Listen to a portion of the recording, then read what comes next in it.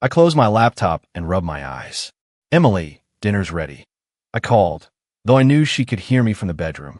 Coming, she replied, her voice soft, almost distant. I stepped into the kitchen and smiled at her reflection in the counter. You've been quiet all day. Everything okay? She paused, spoon in hand. I'm fine, just tired. I studied her face. Tired? She always seemed tired lately. You've been saying that a lot. She looked away. Work stressful, I guess. I wanted to push, but I didn't. Not tonight. All right. But remember, I'm here if you want to talk. Her lips curved slightly. I know, love. I know. We sat across from each other, eating in comfortable silence. It felt perfect, the kind of evening I'd imagined when we moved in together. Remember our first dinner here? I asked. She smiled faintly. How could I forget? You burned the pasta, and I laughed for an hour. I didn't burn it. I protested. It was, well, slightly overcooked. Emily laughed, a warm sound that eased some of the tension I felt. I loved that laugh. I really did. Later, I heard a knock on the door. Hey man, you in? Daniel's voice called from the hallway. Yeah, come in. I shouted. Daniel had been my colleague for years, but also my friend. He knew when something was off. Everything okay? He asked, stepping in. His eyes flicked toward Emily, noting her posture. She's fine, I said quickly. Just tired. Daniel raised an eyebrow. You sure? You look exhausted yourself. I laughed it off. It's just work, you know how it is. I'll survive. He smirked. If you say so. Don't overdo it, man. Emily needs you healthy, not dead on the couch. I got this, I replied. Daniel glanced at her again and then back at me. All right, just don't ignore yourself while taking care of her. I nodded. Noted. After Daniel left, I went to the bedroom. Emily was lying on the bed, eyes half closed. Are you going to rest? I asked. Maybe for a bit, she murmured. I turned away to grab a blanket. When I looked back, she was gone, collapsed to the floor. My heart stopped. Emily, I rushed to her side, panic twisting my stomach. She groaned faintly. I'm okay. Don't lie to me. I hissed, helping her sit up. Her face was pale, eyes wide. What happened? I don't know, she whispered. I held her hand tightly. You scared me. You can't do that. Her lips trembled, and she leaned against me. I'm sorry. I just felt dizzy. I shook my head, trying to calm the storm inside me. Everything felt fragile now, like a glass about to shatter. Sitting there, holding her, I realized something I hadn't admitted. Life wasn't perfect, but I still loved her, maybe blindly, maybe foolishly, but I loved her. And I would do anything to keep this fragile, perfect illusion alive. The doctor's office smelled of antiseptic and fear. Emily sat stiffly, her hands folded on her lap. I gripped her knee, trying to keep calm. The test results, they show a chronic autoimmune disorder, the doctor said. It's serious. She'll need full-time care for the foreseeable future. I blinked, trying to process. Full-time? I asked. Like, all day, every day? Yes, the doctor confirmed. Medication, monitoring, lifestyle adjustments. It's not terminal, but it will change daily life dramatically. Emily's eyes filled with tears. I'm sorry. I didn't want this. I squeezed her hand. Don't apologize. We'll get through it together.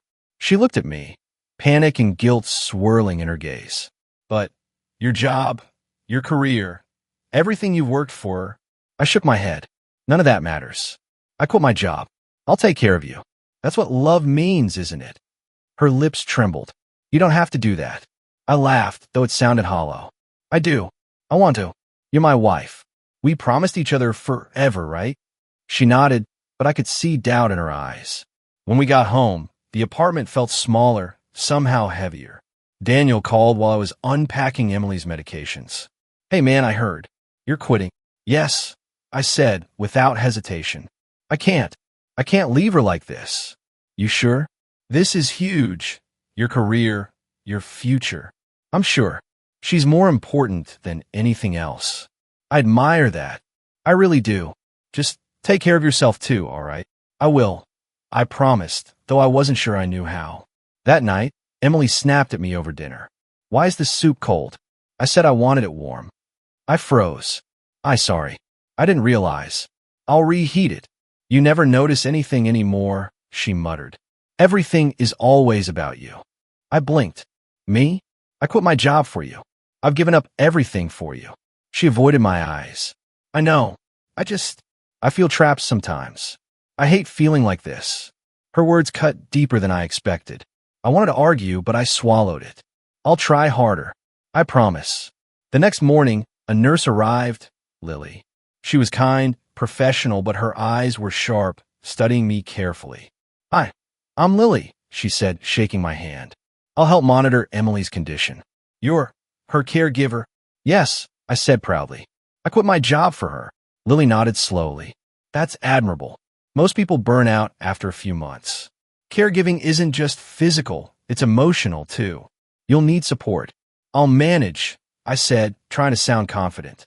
People often think they can handle it all, Lily said gently. Then one day it all collapses. I frowned. You think it will collapse? No, she said carefully. I'm just warning you. Love is powerful, but exhaustion and resentment creep in quietly. Emily watched silently from the bed, her expression unreadable. I could tell she felt guilt, but also something else, something distant. Later, as I adjusted her pillows, she muttered, I feel like a burden. Maybe I should just go to a facility. You shouldn't have to do this alone. I grabbed her hands. Emily, you are not a burden. I chose this. I love you. Nothing can change that. Her lips quivered. I don't know if I can handle being sick all the time. I hate it. I nodded, swallowing the lump in my throat. I know, but I'm here. Every step. Together. That night, I lay awake, staring at the ceiling. I loved her, yes. But I realized this life, this devotion, wasn't going to be easy. The warmth of love now carried an undercurrent of fear and uncertainty. I whispered to myself, I'll do this, no matter what. The morning light hit the kitchen, and I sighed. Another day of medicine, appointments, and hospital forms awaited. Good morning, I said softly. Did you sleep okay? Emily stirred in bed. I guess not really. My back hurts. Let me help you, I said, lifting her carefully. She winced but didn't complain. You're exhausted, she muttered, catching my gaze. I'm fine, I said quickly. You need me more than I need sleep. She shook her head. I feel guilty. I'm the one making you sacrifice everything. Don't say that, I said, setting her on the chair. I chose this. I love you. This is my choice. She avoided my eyes. I hate feeling trapped. I hate seeing you like this. I forced a smile. It's part of life. Part of love. Later, Daniel came by. I heard the knock and called, Come in. Man, how are you holding up? He asked, leaning against the doorframe. Busy, I said. You know, same as always. You look like hell, he said bluntly. 3 months, no work, all this. Are you sure you can handle it? I have to, I said, straightening my back. She needs me. That's enough reason. Daniel frowned. I get that, but don't ignore yourself. Caregivers burn out fast. I'm not going to burn out, I insisted. I love her. That's all that matters. Emily wheezed from the living room. I don't want to be a burden, she said quietly. You are not a burden, I called back. Never. Don't ever think that. Lily, the nurse, came later to check Emily's vitals. Morning, she said, smiling at me. How's the patient today? Same, I replied. Some discomfort, some pain, but she's okay. You're doing a lot, Lily said gently. You need breaks too. 3 months in, and you look drained. I'm fine, I repeated, trying to sound firm. I promised her I'd be here. Lily studied me. Promise or obligation? I blinked. Promise. Definitely a promise. Emily's phone buzzed. She ignored it, then muttered, I feel like I'm taking over your life.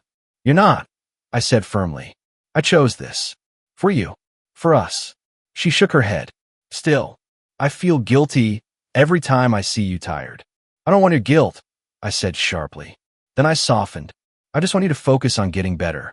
She glanced away. I know.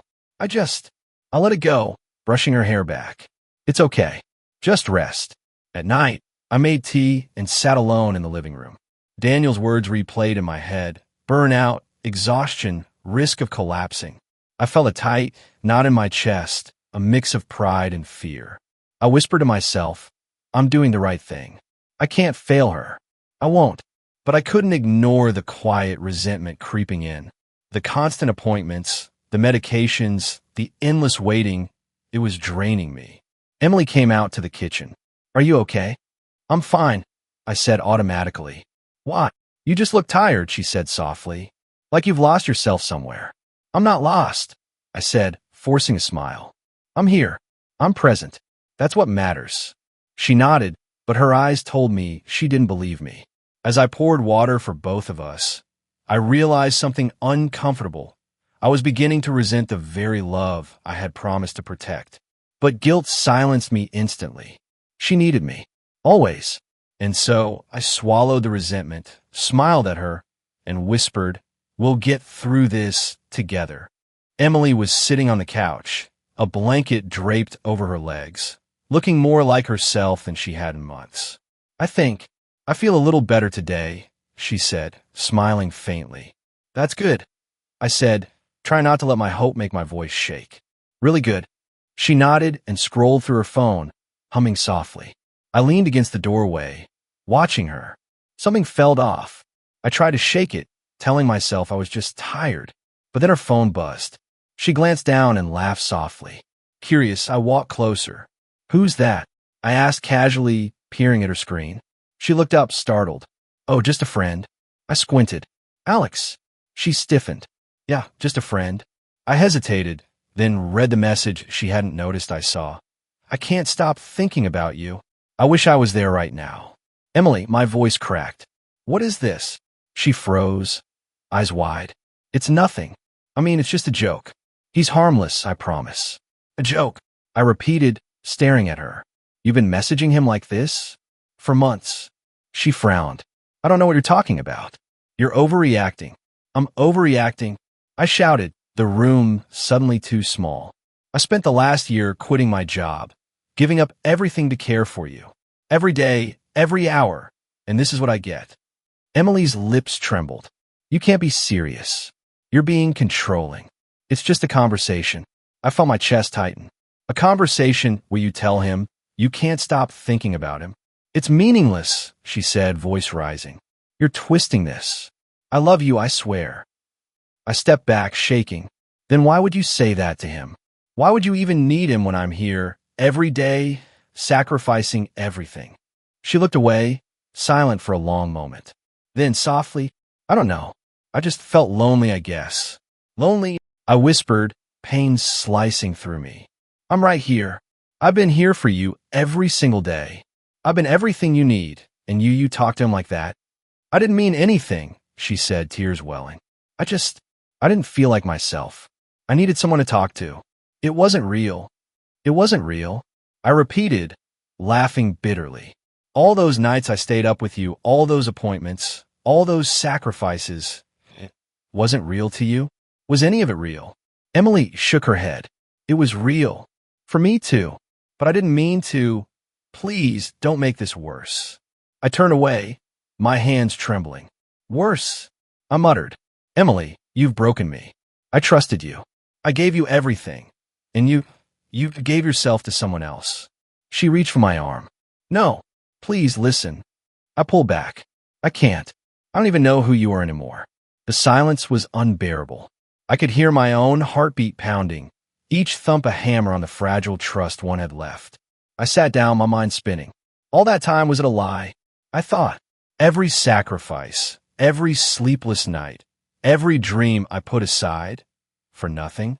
I felt a dark thought creep in, one I had never allowed myself before. Maybe this isn't just about forgiveness. Maybe it's about justice. Maybe she needs to understand what it feels like. I shook my head, trying to push it away. "No, I can't think like that. I can't." Emily sat beside me, hesitating. "I'm sorry. I never meant to hurt you." Stop," I said, my voice low, trembling. I need to think. Alone." She nodded slowly, eyes wide and tearful.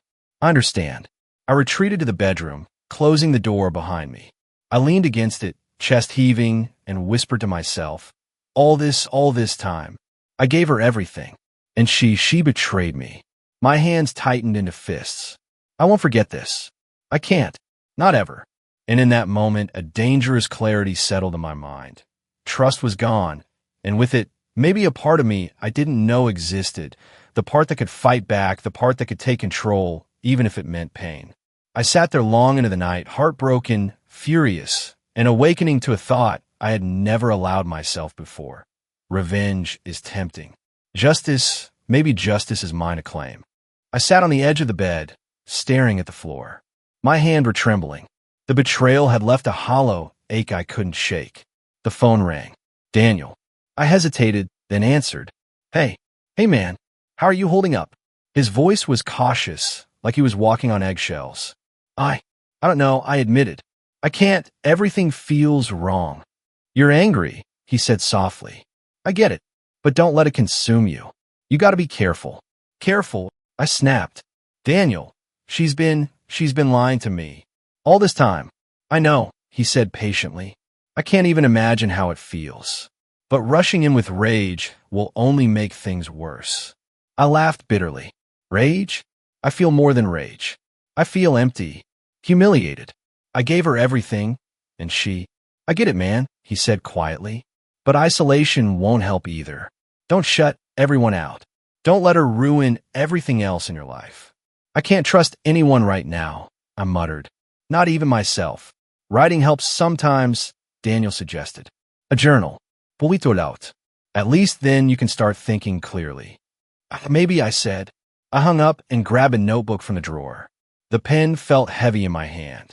Later, I flipped through the pages, writing everything I felt. All those nights I stayed up. All those appointments. My career gone. My friends gone. Everything I had is gone. And for what? A lie? A betrayal? Emily walked in, carrying her blanket. You're still awake? She asked softly. I didn't look up.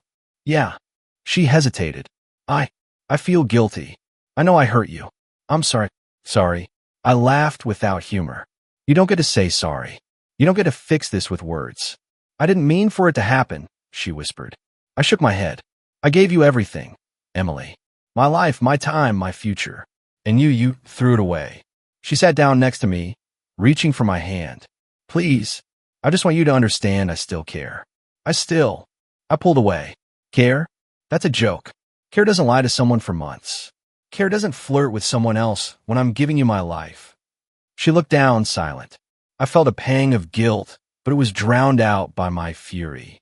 Later, I opened my laptop and stared at my old work emails. Projects I had once poured myself into. Promotions I had been promised. Friends I had drifted from. I remembered laughter, deadlines, the sense of purpose. Now it felt meaningless. All I had left was betrayal and a pile of memories. I whispered to myself, all for her, all for nothing. I returned to my notebook, writing lines over and over. Do I forgive? Do I move on? Or do I make her regret this? The pen scratched across the page, words jagged and sharp. I want to be good. I wanted to be patient. I want to love her fully. And now, I don't even know who I am. Emily peeked from the doorway later. Are you okay? I closed the notebook slowly, staring at her. No, I'm not okay. I don't know if I ever will be. I wish I could make it right, she said quietly. You can't, I said. Nothing you do will fix this. Not now. Not ever.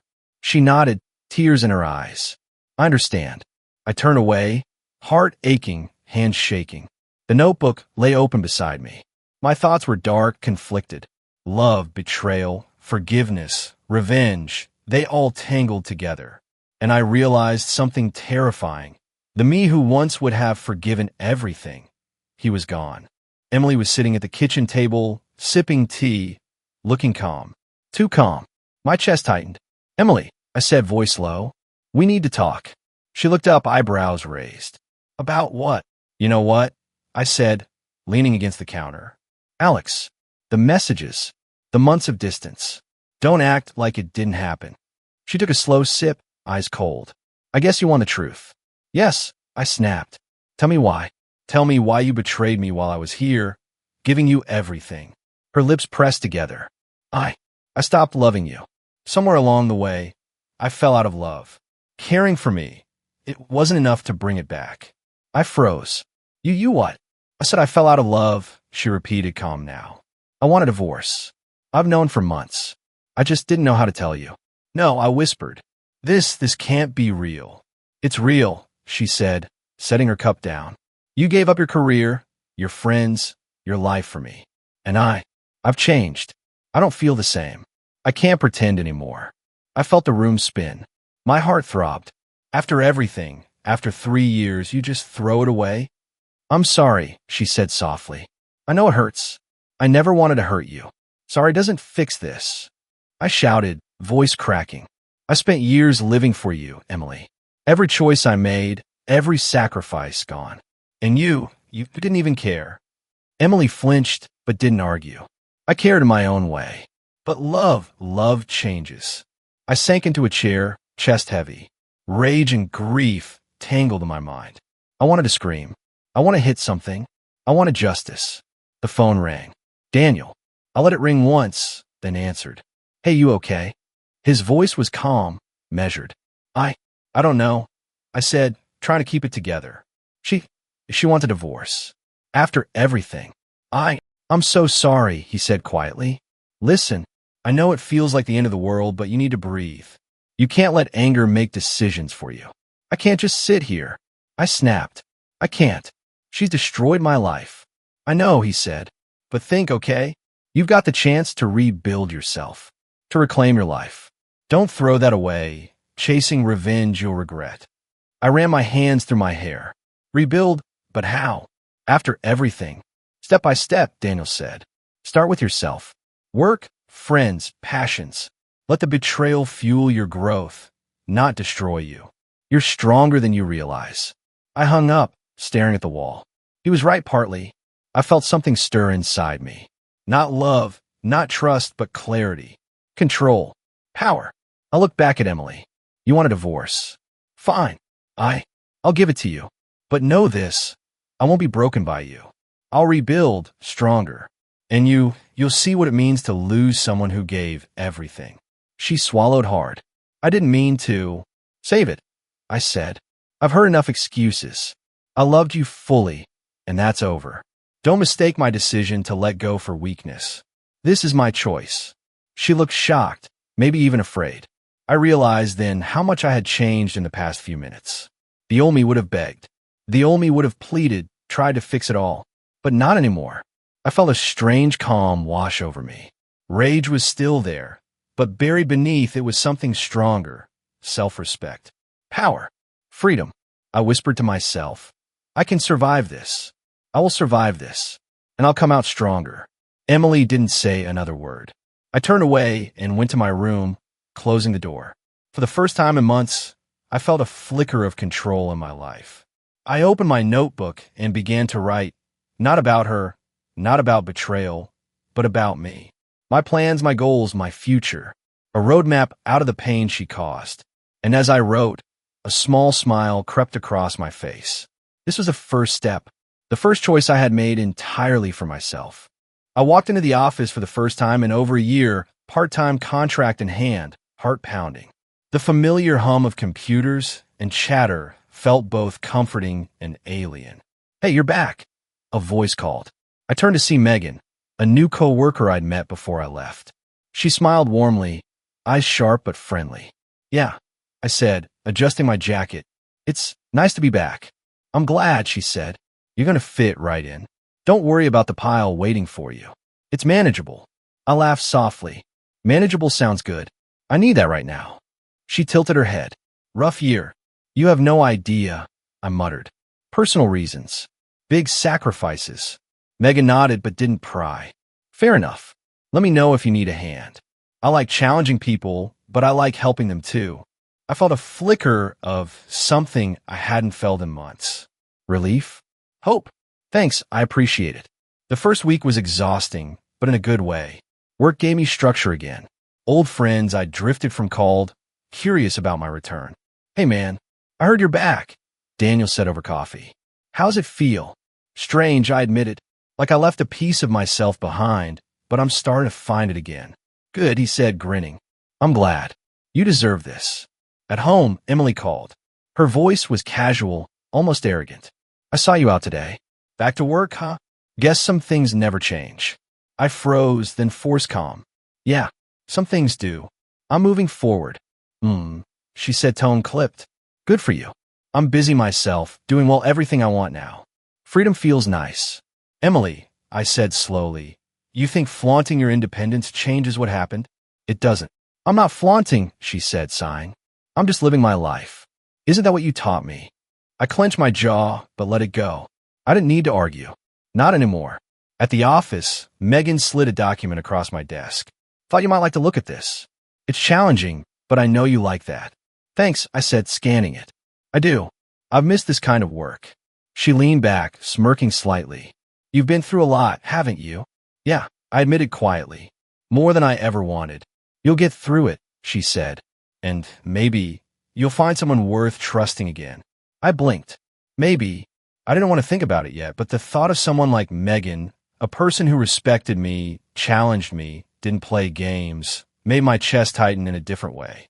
Later that evening, I found myself scanning social media, curious about Emily and Alex. They posted pictures together, smiles, dinners, vacations. I felt a pang of anger, but it was duller than before. Less raw. Are you okay? Megan's voice startled me. She'd stopped by my cubicle. Yeah, I said, closing the tab. Just curious about old ghosts. She smiled knowingly. Let them be ghosts. Focus on building your own life. Don't waste energy on theirs. I nodded. I know. It's just hard to ignore everything. Hard isn't impossible, she said. Trust me. You'll rebuild stronger. You'll see things clearer. And one day, you'll laugh at the person who thought they could break you. Her words lingered. I felt a spark of determination ignite. Maybe it wasn't about revenge. Maybe it was about reclaiming everything she tried to take from me. My life, my confidence, my pride. Back home, I opened my notebook, writing down ideas, plans, and small victories. Part-time job, reconnecting with friends, exercise, hobbies I abandoned. Each line made me feel lighter, more alive. I whispered to myself, this is mine again. My life. My choices. My rules. Emily's voice floated from her apartment across the hall, laughing with someone, probably Alex. I clenched my fist, not in rage, but in resolve. I wouldn't chase her. I wouldn't beg. I'd rise. And as I set the notebook aside, I realized something rare. For the first time in months, I felt the future wasn't something to fear. It was something I could build. Megan waved from across the office. I waved back, smiling. Maybe trust could exist again. Maybe life could feel good again. But one thing was certain. I was in control now. I was painting in the small studio I'd converted in the corner of my apartment when my phone buzzed. Daniel. Hey man, he said. You hear about Emily and Alex? I frowned, brush hovering over the canvas. What about them? She's not happy, he said carefully. Apparently, Alex has been less than supportive. I think he was more interested in her money and attention than anything else. I lowered the brush, feeling an odd mix of satisfaction and disbelief. Really? After all that, she deserves to see him for who he is. Exactly, Daniel said. I just thought you'd like to know without getting involved. Sometimes karma does its work without us touching it. I laughed softly. Funny, isn't it? I spent months imagining revenge, and now I don't even need it. Good, he said. It suits you better this way. Focus on yourself. You're getting stronger every day. I nodded, thinking about my runs earlier that morning. The air had been crisp, the city quiet. For the first time in years, I felt alive. The betrayal didn't weigh me down anymore. It fueled me, subtly, like a distant memory I could acknowledge without pain. Later, Emily texted me. Saw you running today. Looked different. I typed back slowly, thanks. Life's changing. Her reply came quickly. I miss how things used to be. I stared at the message, a strange smile tugging at my lips. I didn't miss her. I missed the illusion I had believed in. The next day, I ran into Megan at work. You're glowing, she said, eyes bright. Running every morning? Yeah, I said, stretching my arms. Helps me clear my head. I've started painting again, too. You should show me some time, she said with a grin. I'd love to see your work. I'd like that, I said. Her encouragement felt grounding, like a tether pulling me back to life after years of being suspended in grief. That evening, I ran into Emily at the grocery store. She froze when she saw me. Hi, she said, voice tight. Hi, I replied calmly. How are you? Good, she said quickly. Alex, he's been difficult lately. I didn't realize how much I depended on him for, well, attention, I guess. I raised an eyebrow. Really? She nodded, looking down. I feel foolish. I thought I had it all figured out. Sometimes, realizing the truth is the best lesson, I said gently. Better late than never. Her eyes flicked up, meeting mine for the first time with something like regret. I didn't gloat. I didn't need to. The shift in her expression said enough. Do you think I could ever fix things? She asked softly. I shook my head slowly. You can't fix what's broken, Emily. Not with me, but you can learn from it. She nodded, silence stretching between us. I felt no anger, only clarity. The years of pain had carved a new space inside me, one where I control my own life. That night, I returned to my studio, picked up my brush, and painted. Each stroke felt like reclaiming something lost. My muscles were sore from the run, my lungs still burning, but I felt powerful, alive. Daniel called later. How's life? Better than I could have imagined, I said. I'm running, painting, reconnecting with old friends. Emily and Alex are, well, karma's handling that. Good, he said, laughing. You're in a better place than most people ever get after a betrayal like that. I know, I said, smiling. And you know what's funny? I don't feel the urge to punish anyone anymore. Watching them unravel on their own, it's enough. Poetic justice, natural consequences. I don't need to touch it. Exactly, Daniel said. And you're right where you belong. In your life, not theirs. I hung up and stepped onto the balcony. The city lights flickered below, and I felt it. The quiet hum of power in simply living for myself. I didn't need revenge. I didn't need Emily. I didn't need anyone. I had myself, my choices, my passions. Running, painting, laughing again with friends, feeling respect and admiration from people like Megan. It all mattered more than any past pain. A text from Megan popped up. Coffee tomorrow? I want to see the painting. I smiled, replying, definitely. Can't wait. I looked back inside, at the canvas I'd left wet, colors bright and bold. The betrayal, the heartbreak, the loneliness, they were all there, but now they were just shades in a bigger picture. And for the first time in years, I felt in control, whole, and alive. The knock on my door startled me. I wasn't expecting anyone. I opened it to find Emily standing there, eyes wide and desperate.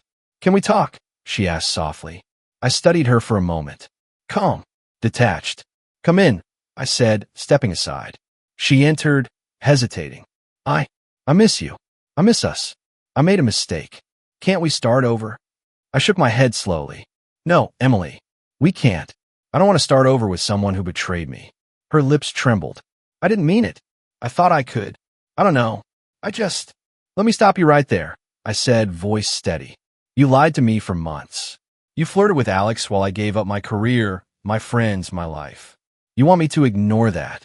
She swallowed hard. I was lonely. I didn't know how to deal with everything. I didn't think. You didn't think. I repeated, calm but firm. You didn't think about me, about the person who cared for you, who sacrificed everything. Every sleepless night, every hospital visit, every moment I put your life before mine gone. And for what? I know, she whispered, tears forming. I know I hurt you. I regret it. I held up a hand. Stop. Don't try to fix this with words. You can't. What you did can't be erased by apologies or tears. She looked down, voice cracking. I thought you'd forgive me. I thought maybe we could move past it. I shook my head again. Forgive me? I'm not here to forgive you. I'm here to reclaim myself. I've spent months rebuilding my life, my career, my passions, my friends. I'm stronger, independent. I don't need you or your false love to feel whole. She staggered back slightly. I didn't realize. Exactly, I said, stepping closer, my tone soft but unwavering. You didn't realize how much you hurt someone who loved you completely. And now, you're seeing what you lost. But it's too late. Her shoulders slumped. I was scared. I didn't know how to tell you the truth. I exhaled slowly, feeling the years of pain and sacrifice behind me. And for the first time, I felt light. The truth is simple, Emily. I am free now. I'm free from your lies, your manipulation, your selfishness, and I'm finally living for me. She began to cry, tears streaming down her cheeks. I'm so sorry. I never meant to. I never. I didn't respond. I watched quietly, unmoved. The rage, the heartbreak, the despair, all had transformed into clarity and strength. I walked to the shelf where I kept a small box of mementos from my caregiving years. I picked up a worn blanket I had wrapped around her countless nights, then gently set it aside. This belongs to the past, I said. I'm leaving it here. She looked at me, stunned, realization dawning. You're different. I am, I said calmly. Not because of her, not because of Alex, not because of anything you've done. I am different because I chose myself. I'm whole again. The phone buzzed. Daniel's message. Saw the updates. Proud of you. I smiled faintly. Megan popped her head in, leaning on the doorway. You handled that beautifully. Calm, confident, in control. I nodded. For the first time in years, I am. Emily's sobs filled the room, but I felt nothing but detachment. The weight of betrayal had lifted, replaced by a quiet strength. I hope you learned from this, I said softly. Not to forgive me, not to beg, but to understand what it means to hurt someone who truly loved you. She nodded, trembling. I understand. I turned to Megan and Daniel, a small smile forming. This is it. I'm done with the past. Done with her, done with anger, done with pain. My life, my choices. That's all that matters. I walked past Emily, opened the door, and stepped into the sunlight outside. The blanket, the hospital visits, the sleepless nights, they stayed behind, a chapter closed.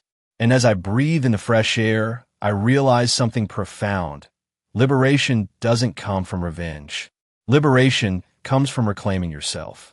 I sat on my balcony, the city lights flickering below, and let out a slow breath. 3 years. 3 years of sacrifice, heartache, and betrayal. Daniel called over the phone. You sound different, he said. Calmer. Stronger. I am, I replied, smiling faintly. It took losing everything I thought I had to realize what I really needed. Good, he said. You've come a long way, man. Proud of you. Thanks, I said softly. I couldn't have done it alone. You were always there, even when I ignored the warning signs. And Megan, he added, she's good for you. I see it. I know, I admitted. She challenges me, respects me, doesn't try to fix me, just lets me grow. That's something I didn't have before. Later, Megan stopped by, holding 2 coffees. Morning, she said, smiling. Thought you could use this. I took it, nodding. Thanks. I've been thinking it's strange. After everything, I feel grateful. Grateful for the pain, for the lessons, for the people who stayed. She raised an eyebrow. Grateful? For all that heartache? I nodded. Yeah. Without it, I wouldn't be here, calm, clear, focused. I wouldn't know my worth. I wouldn't have reclaimed my life. She smiled softly. I like that. You're different now. Stronger, self-aware. You earned that. I laughed quietly. I did. It just took a long, painful detour. Later, I found myself scrolling past old photos. Emily, the apartment, the hospital visits. I felt a strange mix of sorrow and relief. Sorrow for the love I gave, relief that it didn't define me anymore. A message popped up from Emily. I'm leaving town. I wanted to say goodbye. I stared at it, thumb hovering over the screen. Then I typed, Goodbye, Emily. I hope you find what you're looking for. She replied almost instantly. Thank you, and I hope you find happiness too. I smiled softly, putting the phone down. No anger, no bitterness, just closure. Daniel called later. So, final goodbyes? Yes, I said. It's done, and I feel free. I feel like myself again. That's how it should feel, he said. You fought for yourself without losing who you are. I nodded, letting the words sink in. 3 years. I gave so much, but I learned that giving doesn't mean losing yourself. It means understanding who you are when everything else is stripped away. Megan appeared in the doorway again. You ready for that coffee? She asked teasingly. Definitely, I said, standing. And I'm ready for everything else too. Life, work, painting, running, friends, and maybe someone new, someone who actually deserves my trust. She smiled, eyes bright. That sounds perfect. And you? You sound happy. I am, I said honestly. Not perfect, not unbroken, but stronger. More aware. I know my limits, my worth, and my boundaries. I finally control my story. We walked down the hallway together, side by side, the night air cool and clean. I felt a surge of possibility. For the first time in years, my life felt like mine, completely mine. Daniel's voice echoed in my head. You'll rebuild stronger. I whispered to myself, smiling faintly, yes, stronger, wiser, free. Emily's departure no longer left a void. It left space. Space to breathe, to grow, to live for me. Space for lessons learned without bitterness, for gratitude without dependence. Space for life. I stopped at the doorway, looking at the skyline. 3 years of pain, 3 years of love and loss, and now I'm ready. I murmured, ready to live fully, without fear, without regret. Ready for what comes next. Megan nudged me gently. Come on, coffee won't drink itself. I laughed, stepping out into the night with her. The city stretched before me, bright, alive, and full of possibility. And I realized this was freedom, liberation, my life reclaimed, my heart healed, my future open. For the first time in years, I was not defined by betrayal or loss. I was defined by me.